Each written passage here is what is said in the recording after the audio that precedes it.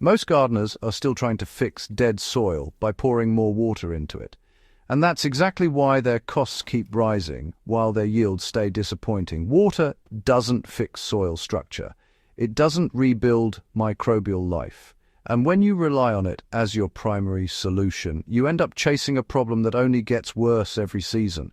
I've seen growers double their irrigation, triple their fertilizer, and still watch their plants struggle because the soil itself was already broken. This is exactly what makes this Austrian case so interesting. You've got a farmer dealing with what most people would call completely dead soil, compacted, depleted, unable to hold moisture, and instead of increasing inputs, he flipped the entire system.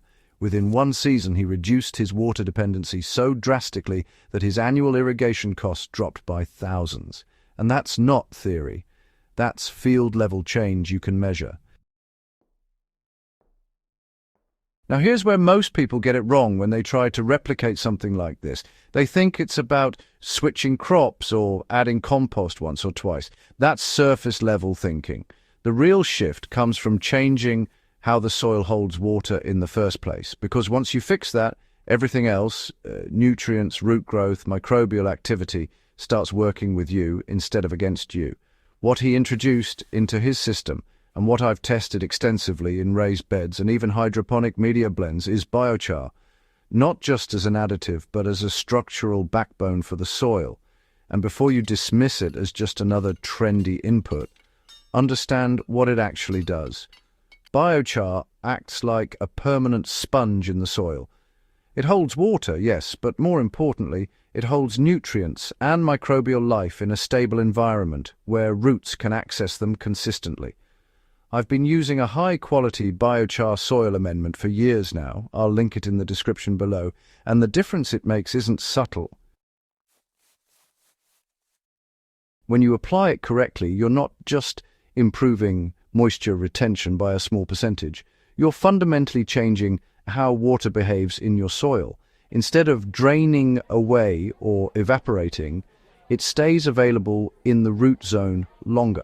In practical terms, that means you can cut watering frequency significantly without stressing your plants. Let me give you a real example. In one of my raised beds, about 1.2 meters by 3 meters, I worked biochar into the top 20 centimeters of soil at roughly a 10 to 15% volume ratio.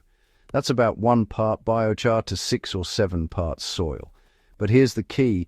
Most people skip. You don't apply it raw, you pre-charge it. That means soaking it in compost tea, liquid fertilizer, or even diluted manure solution for at least 24 to 48 hours before mixing it in. Otherwise, it will initially absorb nutrients from your soil instead of contributing to it. Once it's charged and integrated, you start seeing changes within weeks. The soil becomes more crumbly, less compacted, and noticeably better at holding moisture. I measured irrigation intervals before and after, and what used to require watering every 2 days stretched to 4 or 5 days, even under direct sun. That's not just convenience, that's cost reduction, especially if you're running a larger system or paying for water. Now scale that up to a full field, like the Austrian farmer did, and the savings become massive. But here's where it gets complicated, and why his story didn't end with just success. When you start reducing water usage that dramatically, especially in regions where water rights or agricultural regulations are tightly controlled, it can raise questions. In his case, cutting water consumption by such a large margin triggered scrutiny, not because he was doing something wrong biologically, but because he disrupted a system that assumes constant input use. That's a reminder that innovation in agriculture doesn't always fit neatly into existing frameworks. But from a growing perspective, the results speak for themselves. Back to application, because this is where most growers can actually benefit. If you're working with backyard beds, you don't need large quantities to start seeing results. Even incorporating biochar into planting holes for heavy feeders like tomatoes or peppers can make a noticeable difference. A handful per plant mixed into the root zone is enough to improve moisture stability and nutrient availability through the growing season. In hydroponic or semi-soilless systems, I've experimented with adding finely crushed biochar into cocoa coir, blends at around 5 to 10%. What you get is better buffering capacity. The system becomes more forgiving. Nutrient swings are less dramatic, and roots have a more stable environment. That's especially useful if you're not constantly monitoring EC and pH. But let's be clear about the trade-offs, because nothing in gardening is magic.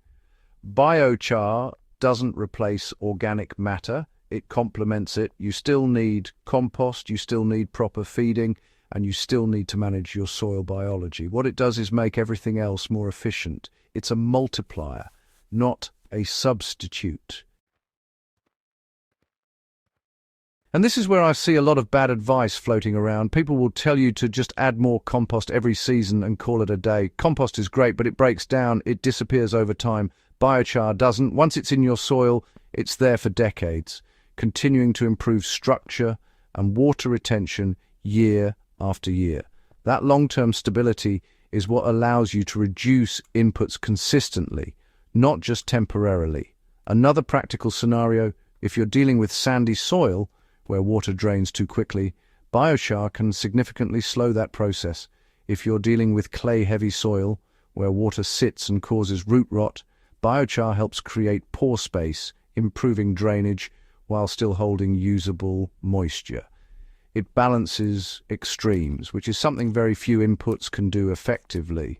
I've also noticed that when biochar is part of the system, plants tend to develop stronger root networks. Not because of some direct stimulation, but because the environment is more stable. Roots don't have to chase water as aggressively, and they're not exposed to the same stress cycles of saturation and drought. That translates into healthier top growth and more consistent yields. And yes, over time, that consistency is what reduces your reliance on constant watering. You're not reacting to stress anymore. You're preventing it. Coming back to that Austrian case, the real lesson isn't just that he reduced his water bill, it's that he stopped treating water as the solution and started treating soil as the system. Once you make that shift, everything changes. You stop asking how much to water and start asking how your soil can hold and manage that water more effectively. If you're serious about improving your garden, whether it's a few beds in your backyard or a larger growing operation, this is one of those changes that compounds over time. The first season you'll notice better moisture retention. The second season you'll see improved structure.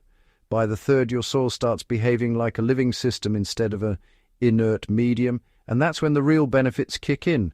Lower costs, less labor, and more predictable results. So instead of chasing the next fertilizer or watering schedule tweak, focus on building a soil that works for you, because once that foundation is in place, everything else becomes easier.